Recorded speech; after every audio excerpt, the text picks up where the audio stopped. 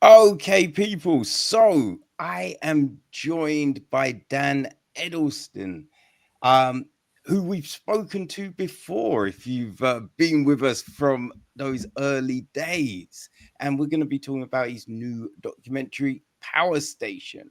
Yo, Dan, thank you for returning to the pod, man. How's it all going? Oh, hi, Kevin. It's going very well and pleasure to be back again. Yeah, I remember we chatted when Bank Job came out back in the day. Yes, yeah, which was crazy interesting, man. Like you just learned so much about like the financial systems and everything from that. So when I found out you had a new doc, it was great to be able to speak to you about it. Right. Yeah, So yes, power stations, man. yeah. That's the one. Yeah, Power Station is some sort of like really it came out of the learnings of Bank Job. So there is a direct lineage between the two films. Mm, As I suppose you'd expect. Um, we sort of set off down a path of exploring what the economic system, that holds us all in it, really comprises of, and then we learned about the connection between the economic system and the sort of climate crisis, and that's what made us want to sort of try and turn our borough of London into a sort of renewable energy power station. That's the kind of concept that underpins the film, and it really is about trying to reveal a lot of these invisible power structures, which hold us all, mm. um, you know, in their web in a way, and to try and sort of do our bit to smash those power systems as much as possible. And if not to be able to triumphantly change everything in the world, to at least be able to shine a light, on the way that we could if we all got together to do stuff. Um, so that's really what the message of the film is. It's about taking action together Yeah. on these problems, which are sort of becoming more and more oppressive, and which are more and more urgent as well, I think. Well, yeah, because I remember during lockdown when they were talking about, fuel prices going up, and I think they were talking about getting rid of the fuel relief that pensioners would usually got at Christmas time, and just all of these things, and you realize how beholden to the system you are. Like, what are you meant to do if prices are going up? You can't do anything really, so it's always interesting to see what the possibilities are, and I think how to put them in place. And I think that's what this kind of shows people. You know what I mean? Like if you can't do it on a street level, a community level, you can at least do it for yourself. You know what I mean? Yeah. I mean, like personally, I mean, I think that what we set out to do was to take collective action, Mm, um, and you know around a lot of these issues where we now live in a globalized economic system where you know I suppose like banks etc getting together to predict the future price of energy in Chicago, will then have an impact on someone living in Brent, a yeah. pensioner living in Brent.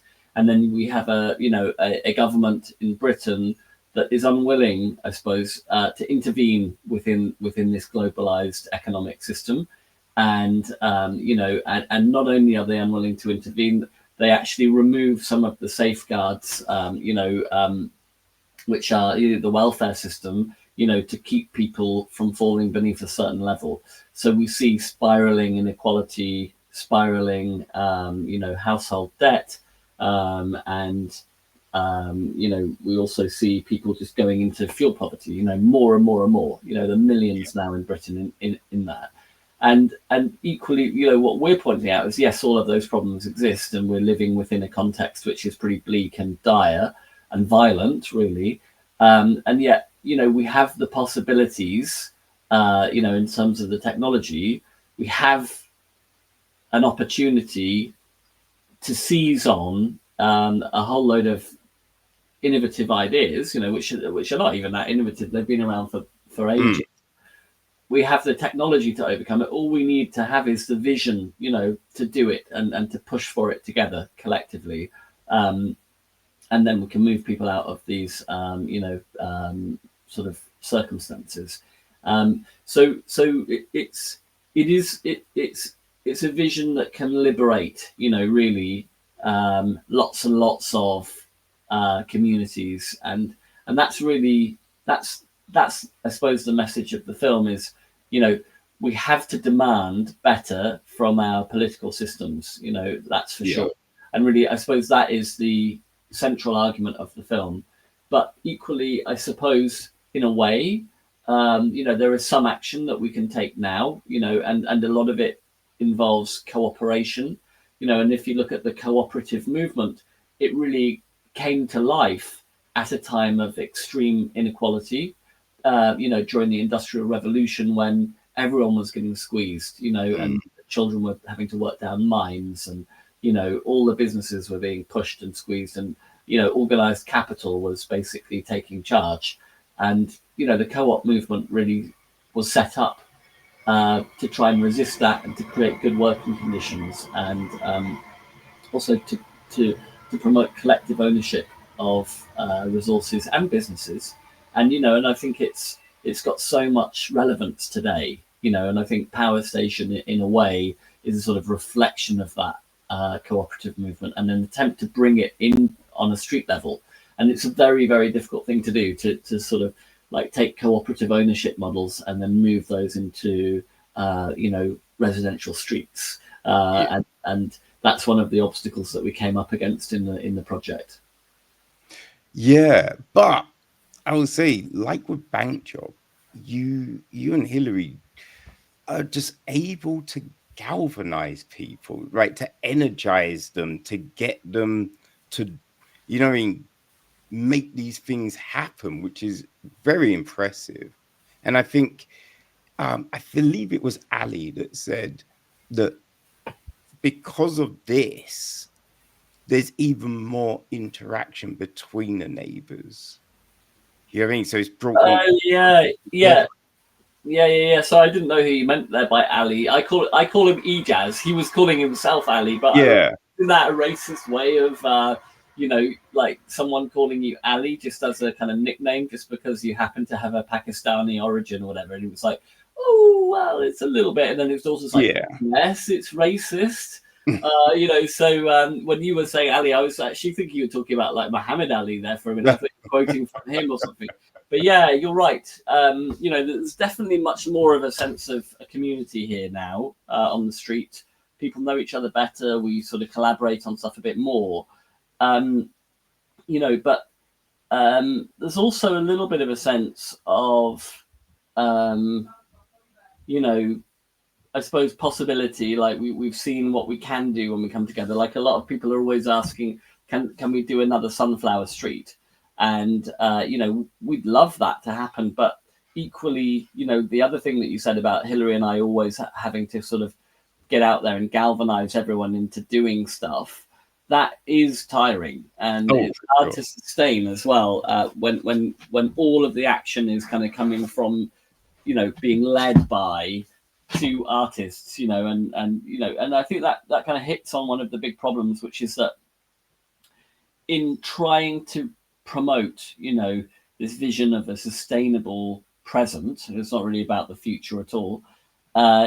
You know, how sustainable is that for us, you know, on an energy level? Because you know, it was incredibly expensive to do this project. You know, we had to build a massive digital community around the country of like real people, but you know, there's a sort of, you know, it's an ongoing struggle actually, and largely the big obstacle has been a financial obstacle. like the finances to put solar on rooftops, to make Yeah. a film, to get the film out there into the world. You know, everything has been set up really for this vision to fail. You know, and the only thing that's really kept it going is like a sort of inordinate amount of determination and energy, and that comes from somewhere, you know, and it comes from me and Hilary up to a point, and the team, and you know, and it's tiring, you know, and so for this to really roll out and happen everywhere, there needs to be help. You know, Yeah. there needs to be support, and it needs to largely financial. You know, because we shouldn't be having to do the jobs of like 5 people for this thing to happen.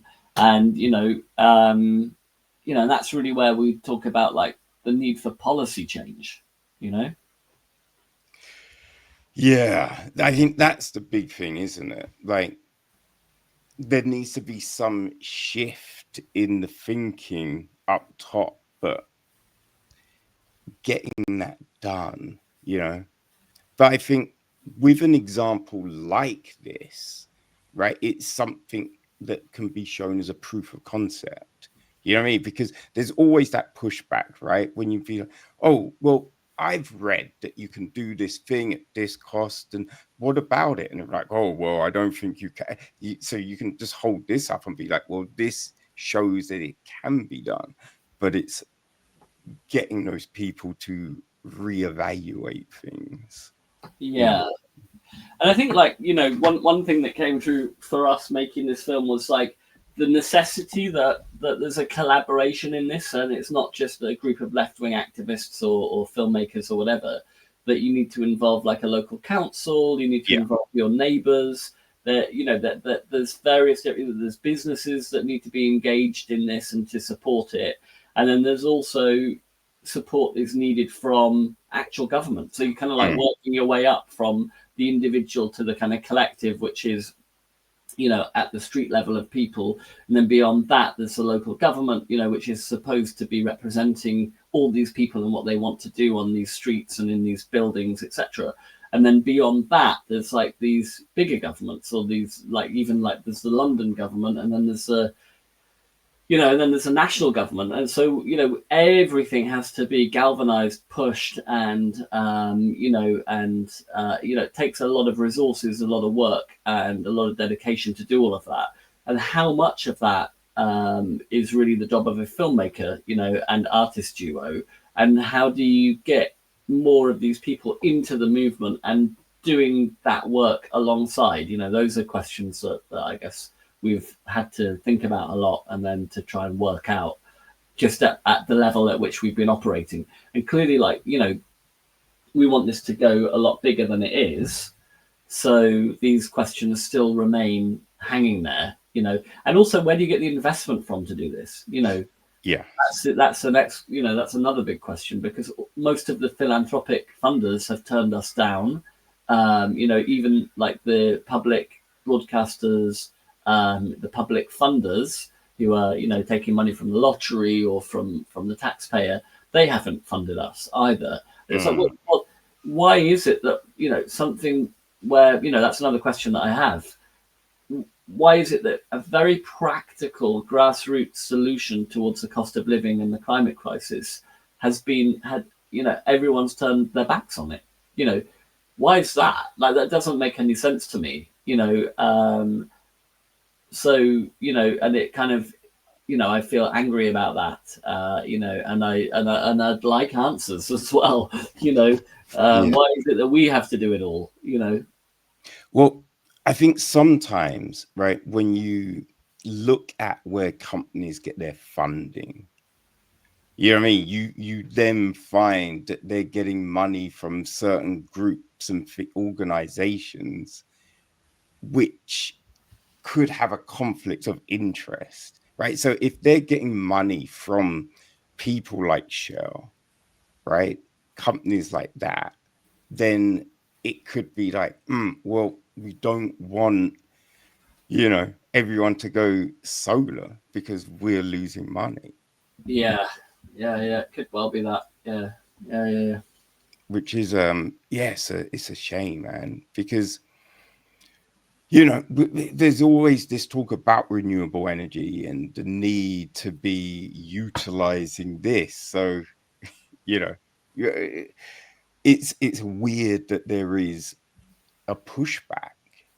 Yeah, I mean, it's kind of like worse than a pushback. It's like that quote: first they ignore you, then they blah blah blah, then they fight you, and then finally they join you or whatever. And it feels like we're somewhere in there. I'm not quite sure at which point, but maybe it's slightly between the ignore you and fight you. And and it's annoying because like it demands like a lot of inner strength. Yes. Sometimes you don't always have the inner strength to keep going. And you see that in the film, like Hilary crumbles, I crumble, then we pick each other back up again, and one of us goes, and the amount of like emailing and stuff that I have to do to my mailing list, to raise the funding to keep going. I feel like I must be so annoying to these people, and yet,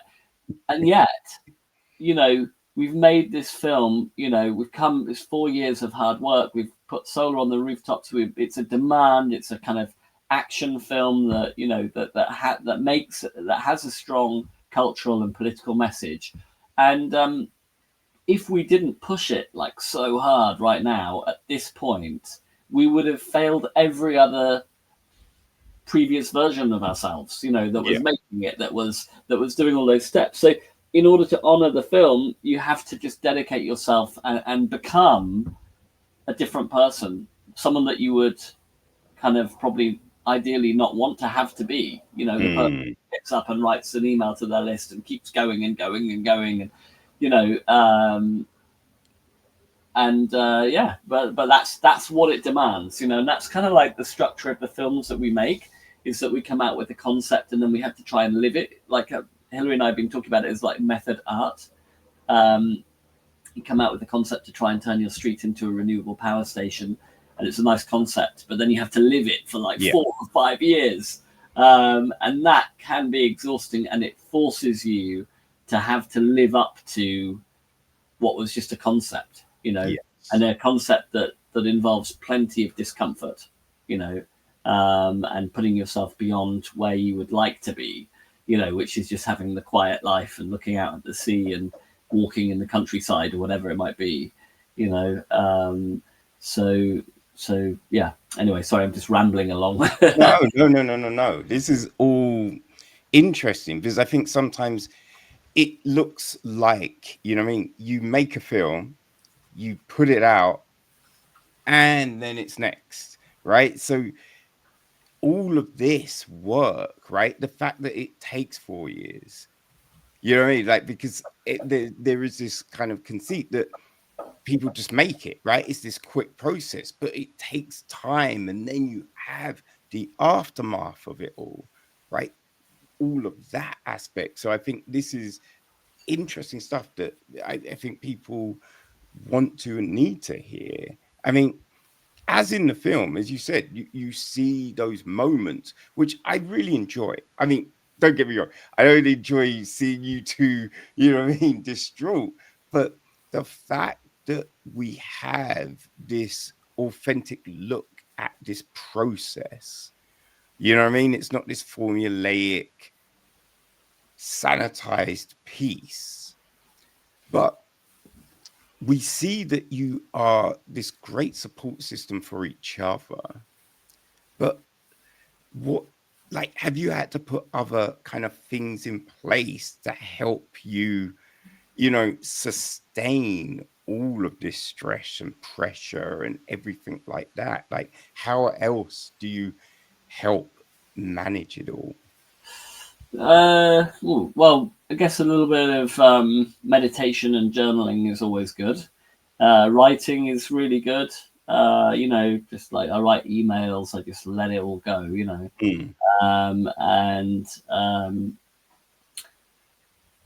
mean, there's no magic wand that can remove anxiety and stress, unfortunately.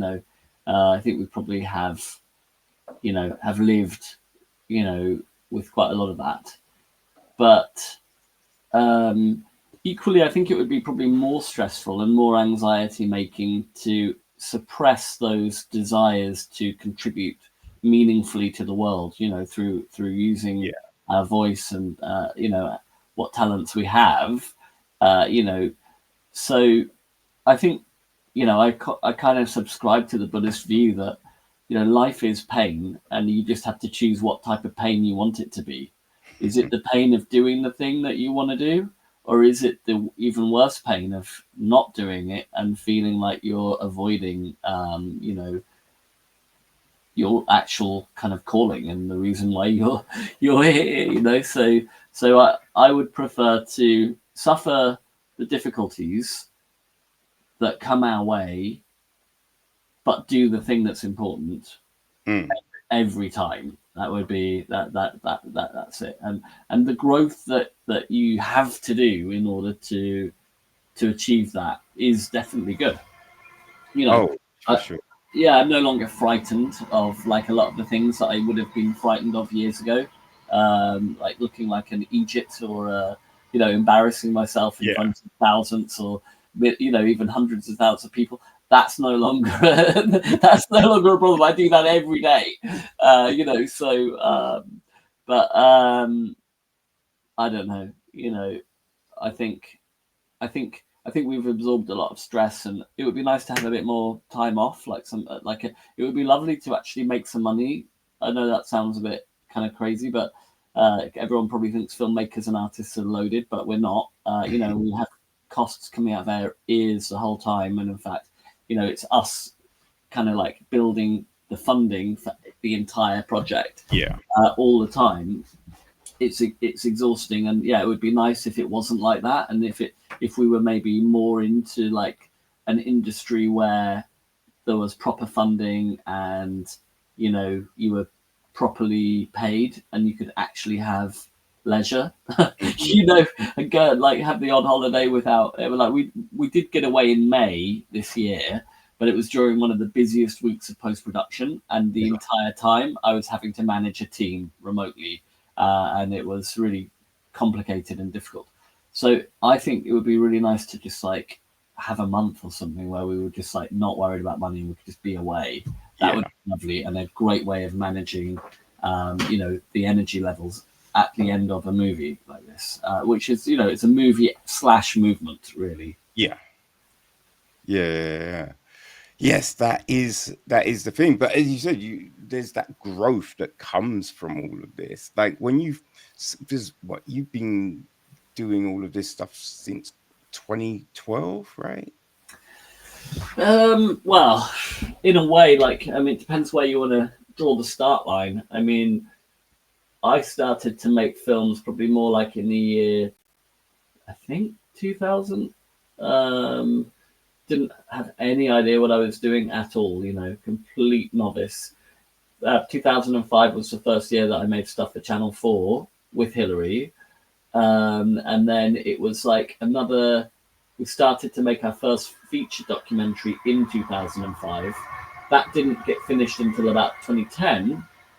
That was called How to Reestablish a Vodka Empire, which you can still find on Netflix and Disney Plus, I think, at the time of recording. So that one actually went onto the streamers eventually. So we've kind of been doing this. Maybe that's the start point. The sort of 2005 was when we made our first feature documentary, or started to, without really knowing what we were doing. And then like Power Station is the most similar in its structure to Bank Job in a way. We try and do a thing. Well, actually, no. I mean, to be honest, Vodka Empire has that formula in it, if you like, where we try and set up a vodka brand in a Ukrainian village, which is pretty much bankrupt post perestroika, and we try and it's from my great grandfather's vodka distillery, which we found during the film, and then we try to start importing it. So we're doing a thing that exists in the real world outside of the film, when the film tells that story.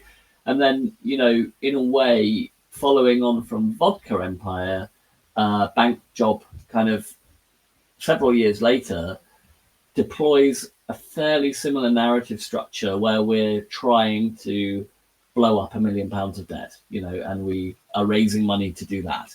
much more radical in its politics and its sort of philosophical social vision. Bank Job to Vodka Empire, which was quite naive, and like in a way it was sort of like a privileged 20-somethings attempts to create something which was social enterprise, but it wasn't really, I don't think, politically aware on the same level as Bank Job and then Power Station. But each of them have it kind of, you could argue that each one of them has involved a sort of stunt of some kind, at its core. And but equally, each of those films has me and Hilary in them, and we're evolving through life. We'll sort of start off in our 20s in Vodka Empire, and then I think Bank Job may have just caught us in our like late 30s or early 40s or whatever, and then each one takes about 5 years. So this one's coming out now, and we're like sort of in our late 40s, and we've formulated a view of the world, and we're fighting for a certain side of that kind of world, which is very much sort of like believing in the goodness of human beings and our ability to imagine our way out of crises by working together in a sort of collective.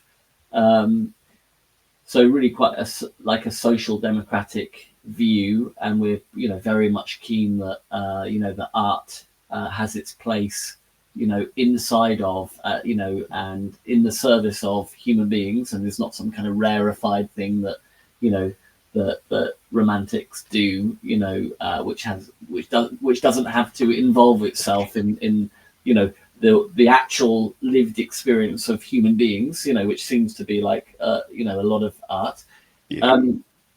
So yeah, we kind of we know, I guess, who we are now, and we know where we're what we're fighting for, but equally the struggle remains very real to actually make these.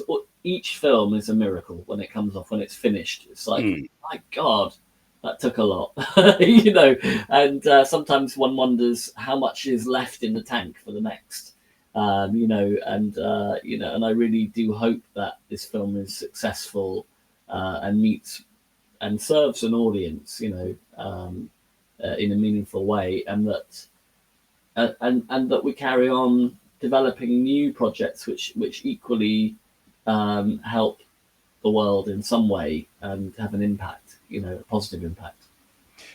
Yeah. I mean, it's like, firstly, it's kind of an interesting thing, right? Because each film is kind of like a screenshot of where you are in your life at that moment in time, kind of thing.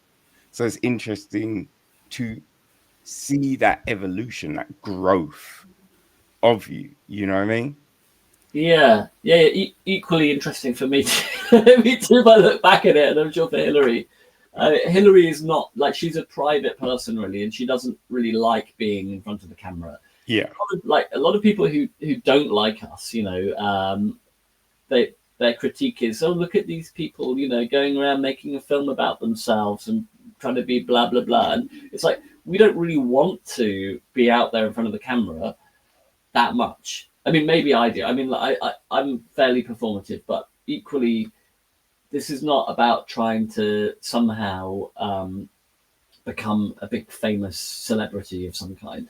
It's about like, it's much more around a question which is like, given all of the horrible things that are happening in the world, and given that we are filmmaker / artist duo, what should we do now? Like, what is our role in this kind of philosophical conundrum of the world, this horrible, violent, depraved, genocidal, maniac culture that we are in? Like, how do we spend our time? And it's not just about what do we produce on a cultural level through our art, but also like, how do we relate to the people on our street? How do we relate to the people in our community? How do we be good parents? Those questions are there as well. where is the line between like our responsibility, you know, as human beings in this world at this time who feel a certain way, and where do we draw a line, like to protect ourselves and to have enough space and time, you know, so that we don't go completely mad or bankrupt or whatever. So all of these questions are always up for grabs in our mind, you know, and you know, and you know, and they're questions that we try and solve, you know, directly, and that's basically a snapshot of us at that time is how we're answering it at that moment, you know, and whether or not, you know, we continue to make these types of documentaries is even a question, because you know, the business of documentaries is really hard. You know, film critics are patronizing to documentary filmmakers. They have no idea what goes into a film, or how you know, they impact on a film, really. But you know, just like writing a nice review and then giving 3 stars, for instance, that's what the Guardian just did. But that is such a kind of terrible thing to do. It really is. And you know, for some reason, documentaries are continually treated in a patronizing way by critics, and you know, and they're underfunded, and you know, and the knives are out, you know, in the industry. People are sticking it in your back whenever they can, you know. And I'm not saying that if you move to fiction, everyone's perfectly nice. I'm fully aware of how difficult it is in all filmmaking. However, you know, there may just be a bit of me, and I think probably Hilary's feeling the same way, that feels like maybe it's also interesting to try new types of filmmaking, you know, because different forms of filmmaking allow different ways, obviously, of creating a message, and getting that message out there, you know, to different audiences as well. So you know, there's a, you know, this might be, I mean, I don't know, because we'll find out, because these things happen quite organically in a way. Like, you suddenly find yourself making a film, you know, and but you know, it may be that the next stuff that you see from us is quite different from what you've seen so far. Interesting. Yeah. Yeah, I mean, that is the kind of thing I get from a lot of documentary makers when I speak to them, like the struggle of it. Because, you know, if you make a feature film, it seems there's more places for that to live. Like you don't necessarily get a lot of documentaries in the cinema, you know what I mean? And it kind of seems streamers, they have some, but not a lot. And they don't necessarily always push the documentary. You just stumble upon them sometimes and go, oh, this is interesting. But you don't know it's there unless you hunt or hear someone talk about it. So I can see. Yeah, I think that's right. I think it's sort of seen as the poor cousin of the kind of fiction feature film. You know, it's not always the case, because you do get some like real breakaway successes. I mean, there was one, you know, in the last 12 months, you know, and it was about the actor Christopher Reeve's Superman. That sold, I think it played at Cannes or Sundance and sold for like $15 million.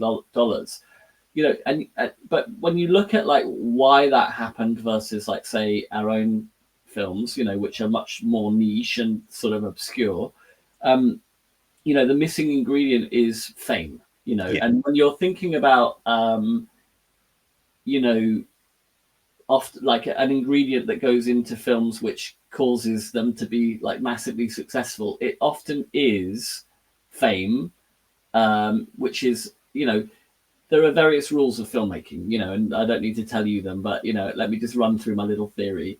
You know, you have to shoot them in a way which is stable. You can't just move the camera willy-nilly, and it, you know, otherwise you notice the camera, right? And it's like, oh, the camera's taking me out of the action.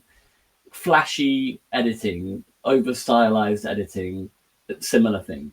bad sound, will kill it.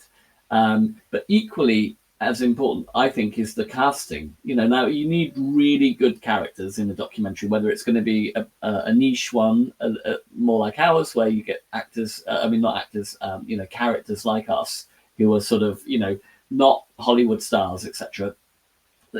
The documentary can still be great and very watchable, but it won't be pushed by broadcasters or accepted by newspapers, critics, etc., unless it contains a very famous character. At this point, all rules which apply to the non-famous are suspended, and it's all up for grabs again.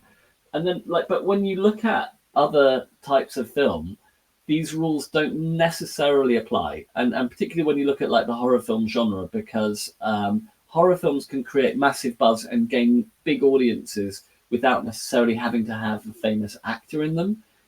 They're also quite good from a filmmaking perspective to create fiction films, because once you've got your script, which ultimately doesn't cost you hundreds of thousands to create, once you've got a script and then you're beginning to get your funding in, fiction films can be shot in a finite period of time. So in other words, 4, 5, 6 weeks or something, you can have your film shot. And then it's just a question of editing. So you can confine the production in a way that you can't on a kind of a long form documentary such as we're making. So there's beauty in that as well. So I think it's just, I've just been realizing a lot of that, or thinking that a lot of those kind of thoughts over the last 12 months, because, we had, I don't know if you followed this, but there was a situation where a fairly famous actor just completely redid our bank job film, and got money from Channel 4 to do it, and completely wrote us out of the equation. Took quite a lot of stuff from our film, including the style, one of the characters that we'd spent years trying to find, and just completely fucked us over, and it made me think, I see how this works. And I don't know why. It's just I've been making films so kind of just following my gut and following my intuition and doing the thing that I think is the right thing for me to do, with who I am. Suddenly I thought, yeah, there's this industry thing as well. I never paid any attention to it and the rules of the industry and how it works. And yes, we experienced it in a negative way on one level, but on another, it's a wake-up call. We can deploy that rule. We could hire well-known actors, etc., if we needed to, and we could bring all of that kind of creativity and that that ability to convene people and get them excited. We could bring that to something that maybe has the potential to have a much bigger audience, and that's kind of exciting, so I don't really know why it's taken me this long to ever think about doing that before, but the thought has finally occurred. Let's put it that way. But I think it's it's storytelling, right? Because you're trying to tell this organic thing. So then to take this foreign object and stick it on top, it seems a bit odd. What's the foreign object? Sorry, I missed that one. Well, the famous actor. Oh yeah. I mean, I would never want, by the way, I should say that, if I was making a documentary, which I still, and I am making another one, but I'm not going to tell you what it is yet, because I don't know if it will come off or not. But if I was making a documentary, I'm not interested. Actually, I must say, and I need to add that as a disclaimer, I'm not really interested in adding a Hollywood actor just so I can access a bigger audience. I would much prefer the film to be organic and about almost to be set in a community and to be a grassroots film. For me, that's much more important, and that's kind of intrinsic to our style and what we've done so far. And I like that, and I like the kind of Ealing comedy feeling, the kind of the people versus the big corporation-y type of thing. I like that, and so I would never get rid of that from my film. However, I think all I'm suggesting is that at the same time there exists an industry in parallel to ours, where there are all of these rules, Yeah. and and I never really thought about it very much, and I also never really thought about why are we being excluded from this industry so much, by the powers that be.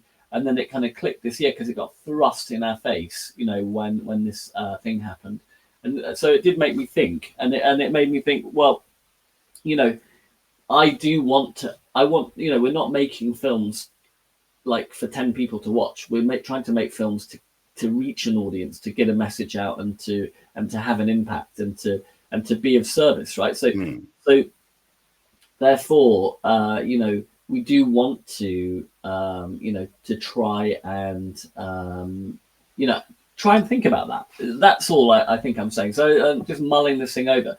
But there are also that, that's kind of like the rule. That's the kind of Hollywood thing as well. Obviously, it filters down, and we have it in Britain with it in our own industry that, part of a film is the casting of the film and the finding of the characters, and, etc. And so there's a bit of a rule there. It doesn't, it's not going to infiltrate absolutely everything. And certainly I agree, like having a, as you said, foreign body, I like that phrase, seems weird. And like parachuting a famous actor into a community to try and do this just doesn't feel right. Fully agree with that as well. That said, I think the insight still holds and is interesting, and it's something that we're thinking about. And equally, like as we go, we're also aware that as we go, we're building our own audience directly. Which is getting bigger and bigger. So potentially, potentially we'll one day be allowed by the industry to make our own films without being stopped by them at every bloody moment. I mean, the other thing would be, I do not know what's happening to my voice, man. It sounds good to me, the voice. Is to get an actor to narrate. You know what I mean? Like Morgan Freeman with the Penguins. Yeah, I mean, I've worked doing commercials as well back in the day, and we used to hire in relatively famous actors to do voicing and stuff like that. But yeah, it would always, like, you've seen Power Station. There's no point in that film that needs narration, and that's partly because narration is a crutch, in storytelling. What we want to see is unfolding drama, really, if we can. And I like making films around my house. We've got 3 dogs. I like being in my house. So also there's this like my preference for just like making it simple and keeping it on the street.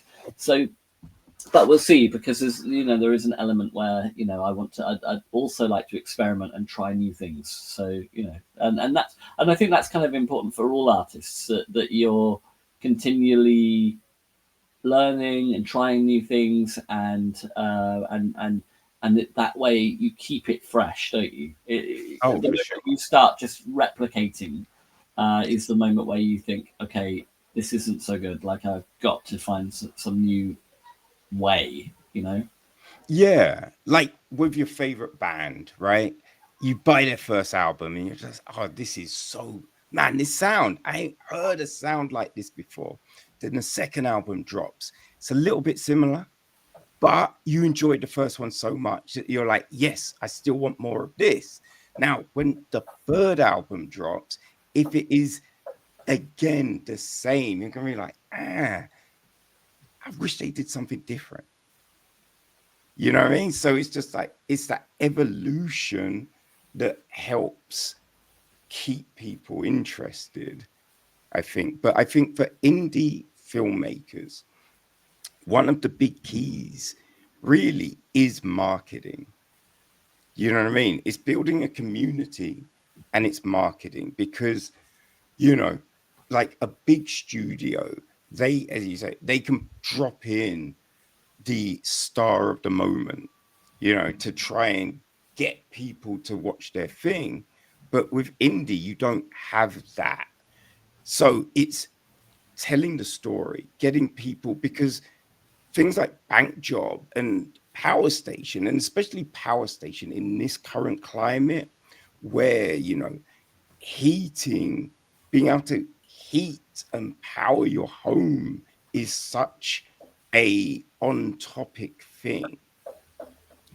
Like, that's a story that people would gravitate to. So it's just about creating those things, those pull factors to get people to you.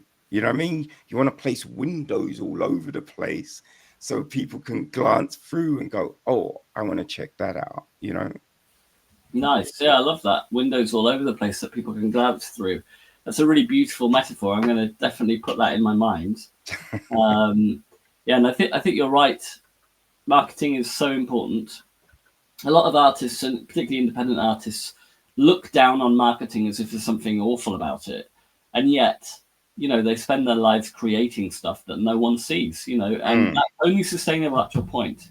Yes. If no one comes and no one sees it, no one knows they exist, then they're going to start thinking, maybe I'm shit, you know, and maybe I don't deserve this. And maybe, you know, I'll not be able to do another, you know. But if you market the thing that you've done and you build an audience and people love it, it's part of the circle, isn't it? It has to be there. And without that, you don't have a circle, and you have a breakage. So I've become much better at marketing, but I don't think we've necessarily got windows all over the place yet. So we definitely need to do that. Yet is the word, though. Yeah. Oh man, do you think having children has influenced the type of things that you make as well? Definitely, yeah, I think so. I mean, having children is such an important, you know, part of our lives now. Like our rhythms, you know, what we do, how we spend our lives, you know, looking after them, worrying about them, hoping that like they'll have a future to live in, you know, which is safe and kind, you know, etc. So yeah, it had a big impact on us, you know, probably particularly when they were really little. You know, it changed probably my worldview.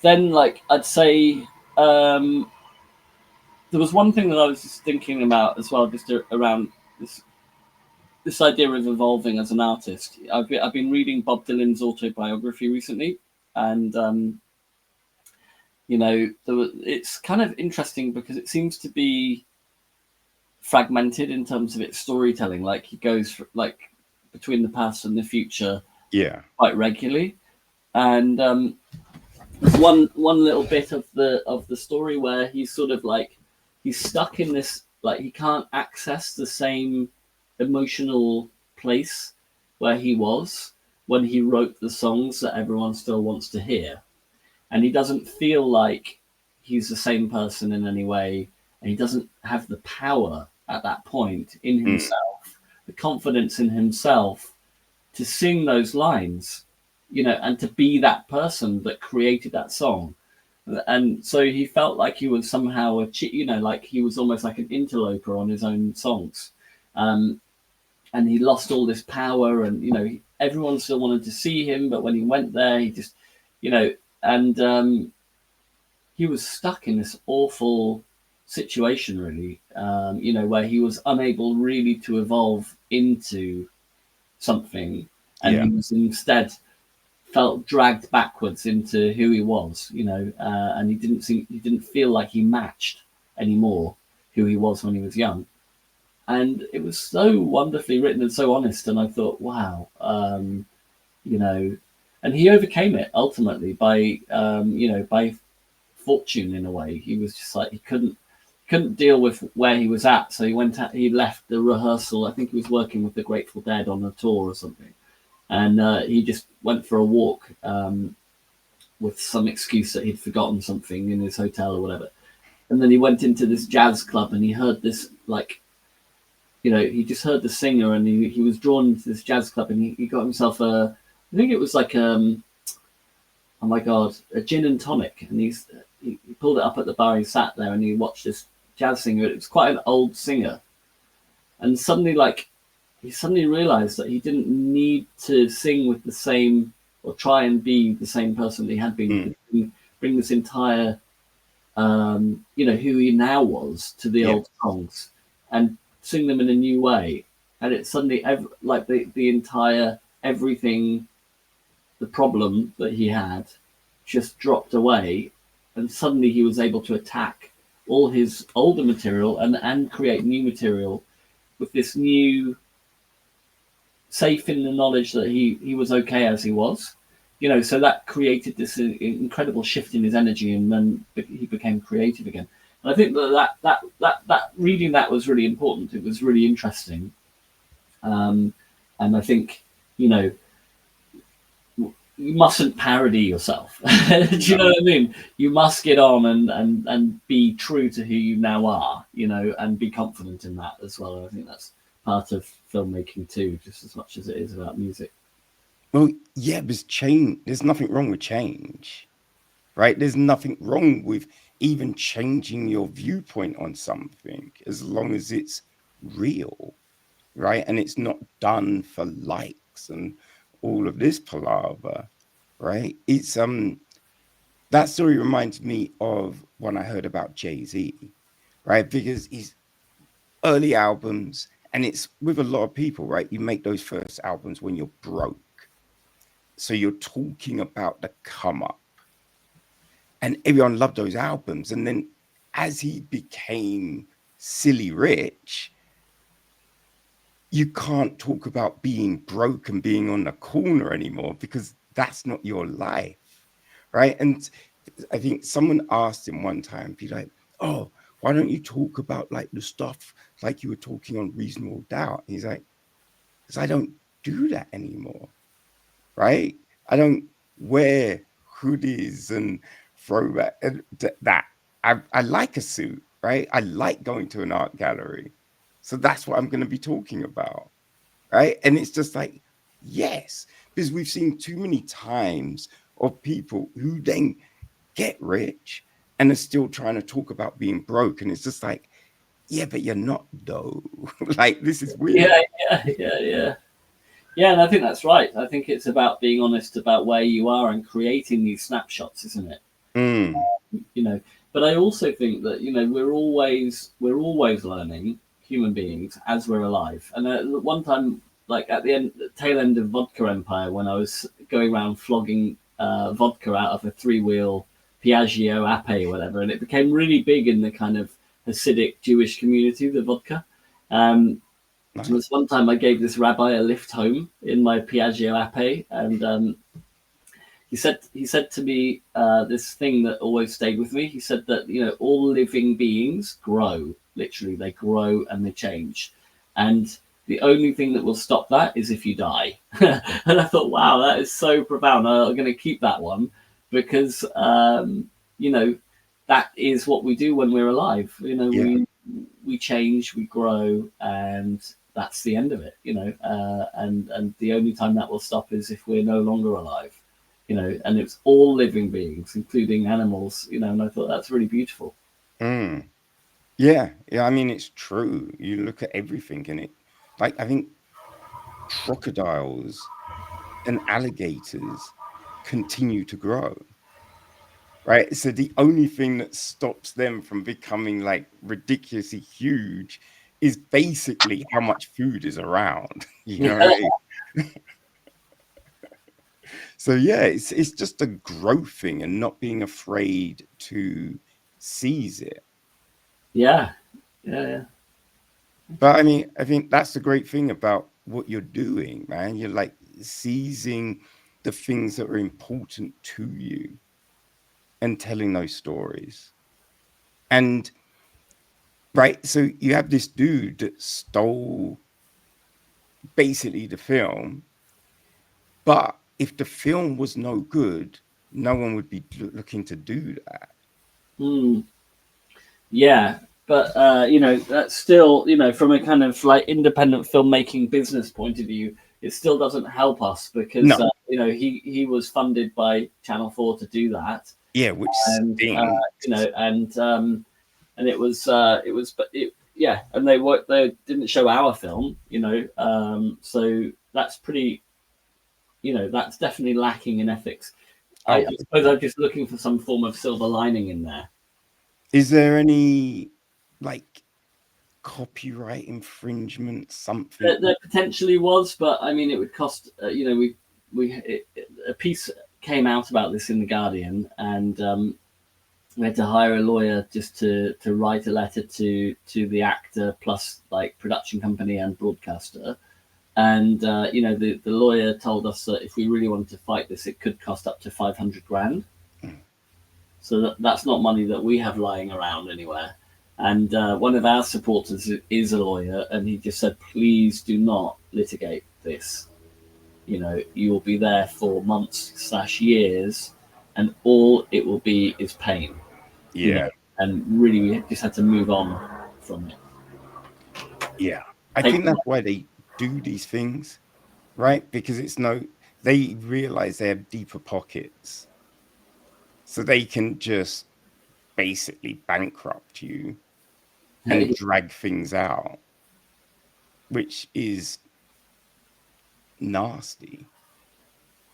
But I think it shows the character of these people, right? So it's just where there's people that might have wanted to work with them, they're possibly like, I see who you are now, so nah. Yeah, maybe. It would be nice if that was, I mean, it's possible. It's definitely possible. Yeah. Anyway, we've kind of written that one off now. Yeah. But, creativity sings through, and, Power Station is that. Yeah. It's fun, isn't it? Yeah. It's very interesting because, I've known, like a few of my friends have got solar panels, but it's looking at it in this way. And I think, as I said, it's just like when you think of the current climate, having the community get involved, like changing a street, that's just this crazy concept that I'd not even thought of, right? You're like, you feel like your grand design, and yeah, like, but in grand design, you see one person taking themselves off the grid, but yeah, never a street. That's crazy. Yeah, it's cool. Yeah, maybe one day they'll put it on Grand Designs or somewhere on there anyway. Possibly. Yeah. I'm sure Kevin MacLeod didn't have to sleep on top of his house. No, I don't think he did. Oh man. So you do have another documentary that you're thinking of? Yeah, but it's a little bit early days for me to go into what it is, to be honest, because it may not come off. It's kind of slightly sensitive subject matter, so we'll see. What about any other kind of art projects? Have you and Hilary got anything else kind of? Hilary's been developing something connected to like trying to get hold of a petrol station and build a project around fossil capitalism in that. So we're looking into that, and then there's a couple of other kind of projects that we're looking at, but I have to keep it under my hat. The petrol station one is the most developed of all of them so far. Okay. It's just difficult to get hold of a petrol station in London. Yes. I mean, it's weird. There's not a load kind of in Central, is it? No, and everyone wants to sell them for millions of pounds to developers as well. It's that real estate, Yeah, exactly. Okay. Well, when your next project is ready, hopefully we can have another conversation, man. Definitely, yeah. I'm always up for it. Yeah, it probably will be a few years. Hey, it'll be interesting to see the snapshot of your life at that time, then. Definitely, yeah, definitely. Tremendous. Now, you're doing a lot of Q&As, I see, for this. So are the dates on your website is that going to be it, or are you adding new ones to that? New ones are getting added. So yeah, if anyone's listening to this and wants to come and see a Q&A, check out power.film and then find the screenings. There's a screenings button on there, and we tend to update it like, you know, at least twice a week or so. And there's more. It's a rolling release, so more things are getting added up, you know, all the time. Oh, splendid. Tremendous, man. Tremendous. Hey, that's good. Yeah, people. So I'll put all the links on my website. So go check out Power to find out where you could possibly see Power Station and hear from Dan. And will Hilary be there too? Yeah, she's definitely at all of the London Q&As, and I think she'll probably be at Folkestone as well, and some of she'll pop in and out, but it's quite hard. We've got 3 dogs, 2 children, so we can't both be going off on a Q&A tour. Yeah. You know, so I'm being mainly dispatched to the further away ones. Aha. Okay. So, well, hey, if it's just you, it will still be interesting. So people, make sure you go check those out. Because yeah, this is a really interesting film, and I think a good proof of concept for putting it into place. So yeah. Oh, just before I let you go, do you know, has anywhere else taken this up? There are like 50 other expression of interest type of streets. Okay. There's one in, I think, Cooperation Hull, and possibly, I think there may be 2 streets in Sheffield that are more developed with it. And there are some other local streets that seem to want to try.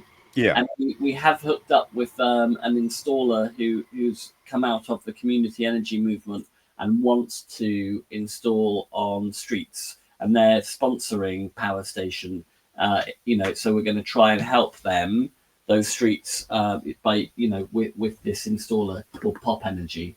So yeah, fingers crossed. We're aiming for 50 streets. So yeah. Nice. Oh man, well, I hope all of that goes well, you know. Yeah, thank you very much, Kevin. Yeah, lovely to be on your podcast and nice to see you again. Thanks for having me. Hey, no worries, man. Anytime. Thank you for your time. Really appreciate it. And yeah, great work on the film, man. Great work on the film. Yeah, thanks so much. Good luck with everything, and see you again in a few years. All right, man. Looking forward to it. Okay. Take care. Bye. Bye. Bye. Awesome. Oh? Oh, yeah.